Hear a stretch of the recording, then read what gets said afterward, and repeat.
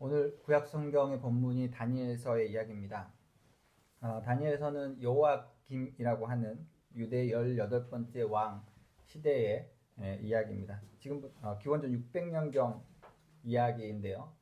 이 무렵 요시야라는 왕이 유대 16대 왕이죠. 죽고 나서 이후의 이야기입니다. 요시야 왕은 그 유대 왕 중에 성군으로 알려져 있습니다. 기존에 세워진 우상을 파괴하고 유다와 예루살렘을 정화시켰던 왕입니다. 예전을 바로 세우고 하나님 앞에 유다 민족을 바로 세우고자 노력했던 왕이었습니다. 그 당시 아수르에 의해서 이스라엘이 무너지고 남유다가 남아있을 때 바벨론이 성장하고 있었고, 그 바벨론이 성장하면서 아수르가 위협을 당하게 됩니다. 이때 애굽, 지금을 보면 이집트 땅이죠. 그 애굽이 이 아수르를 돕기 위해서 군대를 이동하게 되는데, 이 군대를 이동해서 아수르를 돕기 위해서는 유다 민족의 땅을 지나가야 했습니다. 당시 요시야 왕은 아수르를 그렇게 달가워하지 않았기 때문에 애굽이 아수르를 돕는 것을 막고자 했습니다. 그래서 애굽이 이동하는 길목에 유다 군대를 배치시켜서 메기도라고 하는 지역에서 전쟁을 일으키죠. 안타깝게도 유다군은 애굽에게 지게 되고 이때 요시야 왕이 죽게 됩니다. 요시야 왕이 죽고 나서 남유다에는 큰 변화가 생깁니다. 그 요시야 왕을 이었던 다음 왕이 여호아하스였는데, 애굽은 이 여호아하스를 왕위에서 박탈시키고 포로로 애굽으로 끌고 갑니다. 그리고 여호아하스를 대신해서 왕위에 오른 사람이 바로 그 다니엘서에 나오는 여호야김입니다. 이 여호야김은 원래 예리야김이란 유대의 이름을 가지고 있는데 그걸 애굽식 이름으로 이름을 바꿉니다. 그래서 여호야김이라고 이름이 바뀌게 되죠. 이름을 바꾸는 것은 사실 그 민족의 정체성을 바꾸는 것과 같습니다. 과거에 일제 식민지 때 창씨개명을 경험했던 우리나라를 떠올리면 될 것 같습니다. 애굽 방식의 이름을 바꿈으로써 애굽이 유다가 애굽 통치 아래 있다라는 것을 상징적으로 보여주는 것이죠. 이 시기에 남유다에서 활동했던 예언자가 예레미야입니다. 예레미야는 요시야 왕 때부터 유다 민족이 망해가는 모습을 예언을 통해서 계속 사람들에게 알렸고 지켜보았던 예언자였습니다. 당시 예레미야는 유다 민족들이 하나님을 거역하고 이방신을 섬기는 것에 대해서 여러 번 비판을 했는데요. 사실 이것 때문에 유다 민족에게 조롱과 욕설을 받았던 예언자입니다. 지금 보면 이제 완전히 왕따를 당한 거죠, 그 민족들에게. 그래서 소외받던 예레미야가 견뎠던 슬픔이 너무 큰데 그 슬픔 때문에 하나님께 하소연하는 기도 내용이 나옵니다. 사람들이 나를 조롱하고 욕설을 퍼붓고 해서 너무나 괴롭습니다. 내가 당신을 전하는 것이 너무나 힘듭니다. 그러면서 예레미야가 하는 이야기가 무엇이었냐면, 그럼에도 불구하고 내 안에 불꽃 같은 것이 뜨겁게 타올라서 당신을 전하는 것을 멈출 수 없습니다 라고 이야기하거든요. 예레미야는 예언을 하면서 수없이 눈물을 흘렸고 그런 까닭에 눈물의 예언자라고 불리기도 합니다. 이 예레미야 애가서를 보면 유다 민족이 멸망해가는 과정을 예레미야가 얼마나 가슴 아파하는지가 절절하게 나와 있습니다. 요시야가 죽고 나서 애굽의 왕위를 차지했던 여호야김의 통치는 폭압적이었습니다. 예레미야는 예언을 통해 여호야김의 악행을 폭로합니다. 예레미야 22장에 나와 있는 말입니다. 불의로 궁전을 짓고 불법으로 누각을 쌓으며 동족을 고용하고도 품삯을 주지 않는 너에게 화가 미칠 것이다. 내가 살 집을 넓게 지어야지, 누각도 크게 만들어야지 하면서 집에 창문을 만들어 달고 백향목 판자로 그 집을 단장하고 붉은색을 칠한다. 이 이야기는 예레미야를 통해서 하나님께서 여호야김에게 하는 이야기죠. 주변의 강국의 위협 앞에서 정의와 공의를 바로 세우고 가장 낮고 힘없는 이들을 돌봐야 할 지도자가 불의로 궁전을 짓고 불법으로 누각을 쌓으며 동족을 고용하고도 품삯을 주지 않고 있다고 이야기하고 있습니다. 하나님은 예레미야를 통해 가난한 사람과 억압받는 사람의 사정을 헤아려서 처리해 주면서 함께 사는 것이 지도자로서 바로 사는 것이다 라고 전하고 있습니다. 동시에 불의한 이익을 탐하고 무지한 사람의 피를 흘리게 하며 백성을 억압하고 착취하는 여호야김을 강하게 질타합니다. 예레미야의 예언입니다. 아무도 여호야김의 죽음을 애도하지 않을 것이다. 남자들도 슬프다 하지 않고 여자들도 애석하다 하지 않을 것이다. 슬픕니다 임금님, 슬픕니다 폐하하며 애곡할 사람이 없을 것이다. 사람들은 그를 끌어다가 예루살렘 성문 밖으로 멀리 내던지고 마치 나귀처럼 묻어버릴 것이다. 여호야김의 미래를 예레미야가 예언한 것이죠. 불의한 통치자가 통치하는 시대, 백성의 억울함을 풀지 못하고 오히려 착취하고 빼앗는 폭군의 시대, 여호야김의 통치가 그러했습니다. 역사가 요세푸스에 의하면 바벨론 왕이었던 느부갓네살이 나중에 유다를 멸망시킨 후에 여호야김을 죽인 후 이 시신을 장례를 치르지 않고 성벽 앞에 버리라고 명령했다고 합니다. 예레미야의 예언이 이루어진 것이죠. 오늘 구약에 등장하는 다니엘이 바로 이 여호야김의 통치 시대에 살았던 예언자였습니다. 다니엘은 귀족 출신의 청년이었는데 바벨론의 1차 침략 때 바벨론으로 포로로 끌려가게 됩니다. 기원전 597년의 일입니다. 바벨론의 왕 느부갓네살은 이방에서 온 인재들을 등용하는 것을 즐겨했습니다. 이때 다니엘은 바벨론에서 교육을 받고 우수한 인재로 성장하게 됩니다. 이러한 다니엘이 두각을 나타낸 사건이 있습니다. 바로 느부갓네살 왕의 꿈에 대한 이야기인데요. 어느 날 이 왕이 꿈을 꾸었는데 이 꿈을 해몽할 사람을 찾습니다. 그런데 이 바벨론에 있는 학자들이 모였을 때 두 가지 제안을 합니다. 하나는 이제 꿈을 해몽하는 거고요. 다른 하나는 그 왕이 꾸었던 꿈이 무엇인지 스스로 알아맞추라는 것입니다. 굉장히 난감하죠. 꿈 이야기를 하고 나서 꿈을 해몽하면 그래도 해몽이 될 텐데 무슨 꿈을 꾸었는지도 맞춰야 되고 그 꿈이 뜻하는 바도 맞춰야 되는 겁니다. 이 난감한 상황에 있을 때 다니엘이 기도 중에 하나님으로부터 계시를 받습니다. 그래서 그 꿈 내용이 무엇인지, 그 꿈이 뜻하는 게 무엇인지를 다니엘이 알아채게 되죠. 결국 이 계시를 통해서 느부갓네살 왕에게 다니엘은 돋보이게 되는 것입니다. 다니엘이 본 환상들이 여러 개 등장하는데요. 오늘 본문도 그 환상 중에 하나입니다. 다니엘이 본 환상은 해석이 사실 쉽지 않은데 오늘 다니엘에서 7장에 나온 내용인데요. 다니엘은 환상 중에 네 짐승이 바다에서 올라오는 모습을 보게 됩니다. 그 학자들은 이 네 짐승이 뜻하는 것이 바벨론 시대 이후에 등장할 제국들을 순서대로 나열한 것이다 라고 이야기를 합니다. 그래서 메데와 페르시아, 헬라와 로마 등 이후에 그 땅을 차지할 제국들의 이 짐승처럼 나타나는 것이죠. 이 예언을 보면 앞으로 그 땅을 지배할 네 왕국의 시대가 도래할 것을 이야기하고 있습니다. 다가올 미래를 예견하게 된 다니엘의 심정은 아마도 참담했을 것입니다. 다니엘은 이방 민족에게 포로로 끌려온 신분이었습니다. 그곳은 나라와 민족을 잃은 이들이 착취를 당하고 주권을 잃은 사람들의 슬픔이 가득한 세상입니다. 유다의 불의한 왕에 의해 멸망하는 모습을 지켜보았고 그의 만행을 통해 고통받던 민족이 결국 이방 민족에 의해서 자신의 땅을 빼앗기는 비참한 삶을 살아가고 있는 민족입니다. 그런데 이 고통이 끝이 나는 게 아니라 이후에도 오랫동안 지속될 것이며 이 끝이 언제 올지는 아무도 알지 못하는 암담한 시대가 앞으로 계속될 것이라는 예언을 하고 있는 것이죠. 어떤 희망도 찾지 못하고 우울함과 슬픔으로 가득했을 것입니다. 빛 하나 들지 않는 어둡고 긴 터널 안에 갇힌 기분이었을 것입니다. 하지만 그 예언은 그렇게 멈추지 않습니다. 오늘 나눈 성경의 본문인데요. 한 옥자에 옛적부터 계신 분이 앉아있는데 옷은 눈과 같이 희고 머리카락은 양털과 같이 깨끗했다. 오래전부터 계셨던 분이 그 네 짐승의 움직이는 것을 보고 그 짐승을 불길 속에 사로잡는 환상들을 보게 됩니다. 그리고 오늘 읽은 본문의 내용이 나오는데요.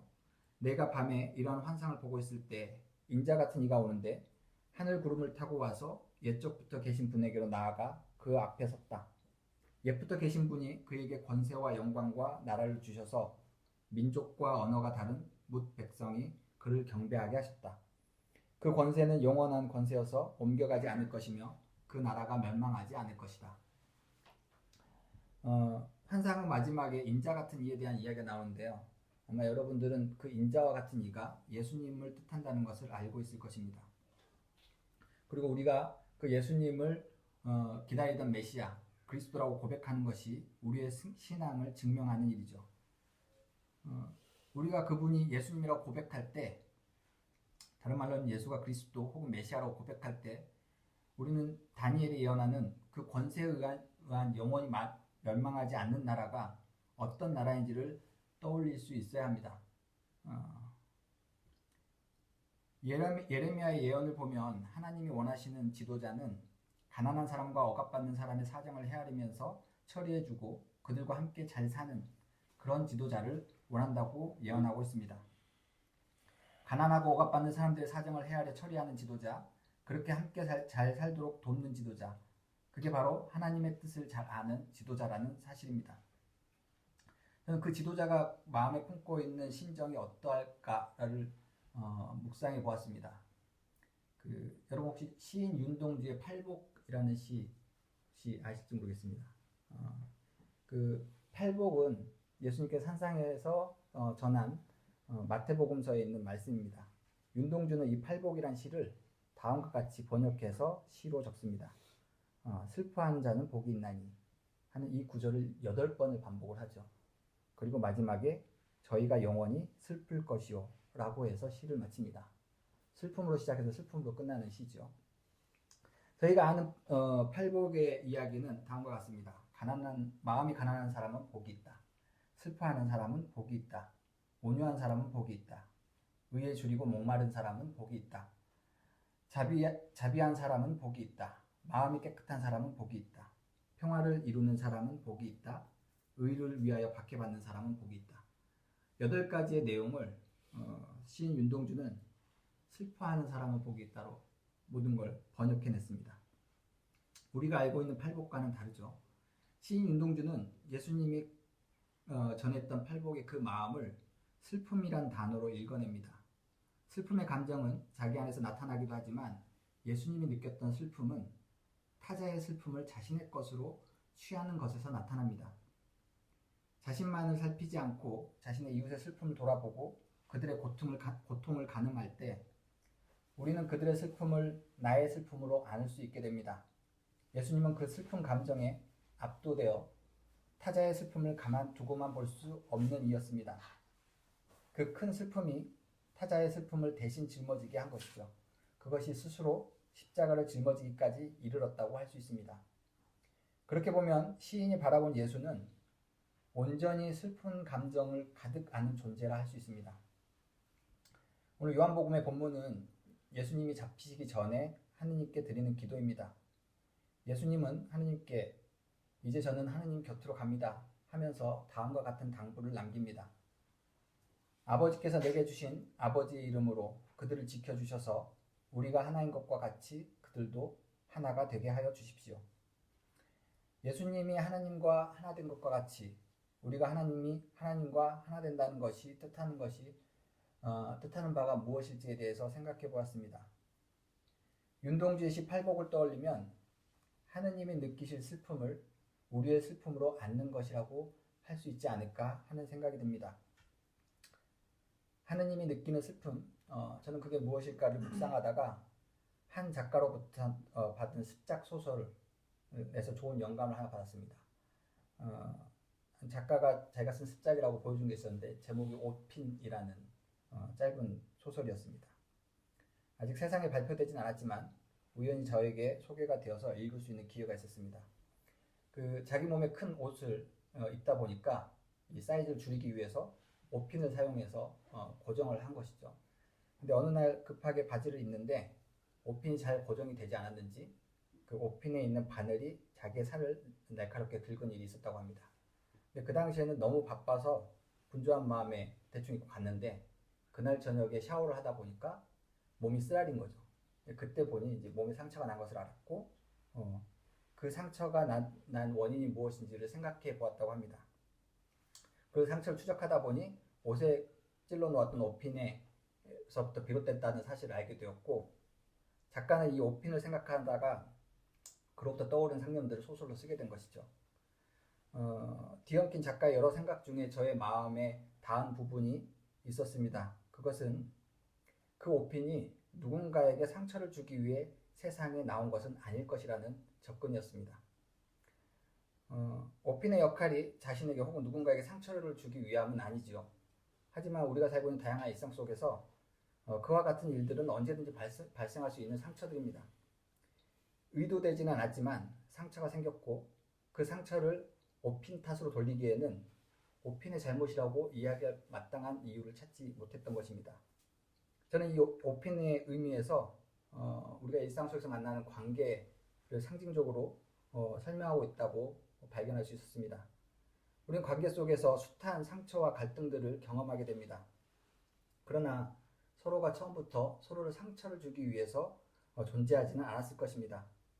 오히려 사람이 성장하면서 사람들과 관계 속에서 여러 상처들을 받게 되고, 그 상처들로 인해서 방어 기제가 생기게 되고, 혹은 그 상처 때문에 피해받지 않기 위해서 남들을 공격하는 습관들이 몸에 배이게 되는 것이죠. 옷핀이라고 해서 상처를 주기 위해 존재한 것은 아니었습니다. 하지만 옷핀이 지닌 날카로운 바늘은 언제든지 누구에게나 상처를 줄 수 있는 요소가 되죠. 그렇기에 적절한 주의와 바른 사용 방법을 몸에 익혀야 합니다. 일상의 관계 또한 그런 게 아닐까 하는 생각을 해봅니다. 하나님께서 서로를 상처 주기 위해서 세상에 창조한 것이 있을까 하는 생각이 듭니다. 아마 그런 목적으로 세상에 창조한 것은 없을 것입니다.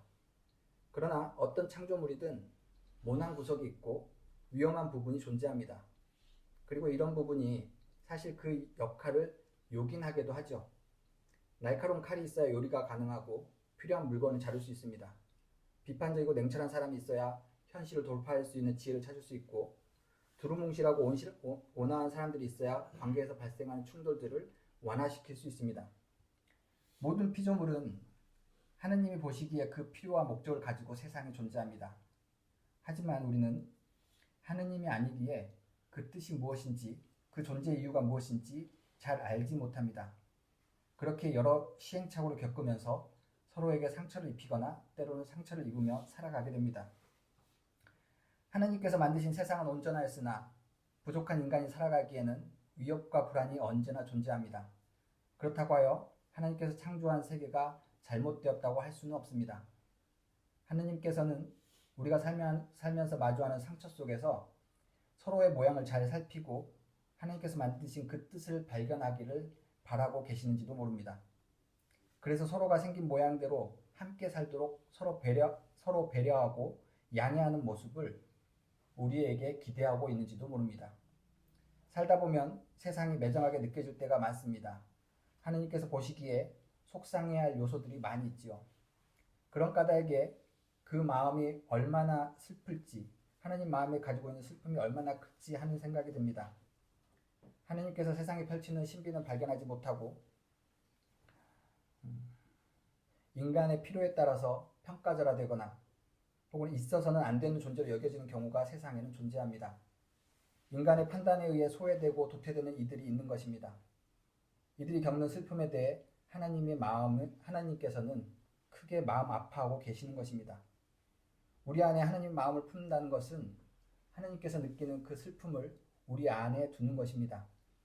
그 슬픔이 우리 주변을 살피게 하고 자신의 자리를 찾지 못하는 사람들, 미움받는 사람들, 소외받는 이들, 생명을 위협받는 이들의 아픔을 함께 아파하게 합니다.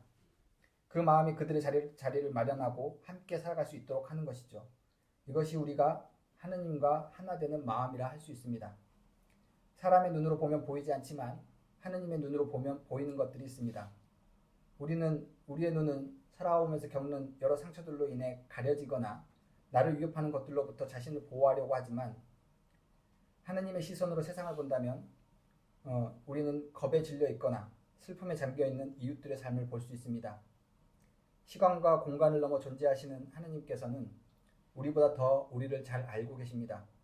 개개인의 역사를 깊이 살피시는 하느님께서 두꺼운 방어 기저로 타인을 위협하는 이들의 태도 안에서도 그들이 겪어온 아픔과 두려움을 잘 알아보시는 것입니다. 하나님께서 사람들을 세상에 보내실 때는 그 필요와 의미를 모두에게 부여해 주십니다. 하지만 죄악이 지배하는 세상에서 자신이 머물 곳을 찾지 못하는 이들이 넘쳐납니다. 그 모습을 보시는 하느님께서는 지금도 깊은 슬픔에 잠겨 계십니다. 그 마음을 자신 안에 품으신 예수님께서 그 슬픔을 안고 세상의 고통을 대신하여 목숨을 대가로 지불하셨습니다. 우리 안에 가져야 할 예수 그리스도의 마음입니다. 시대의 슬픔에 참여하여 자신의 십자가를 지려는 우리를 통해서 하느님은 세상에 자신이 바라는 모습을 만들어 가십니다.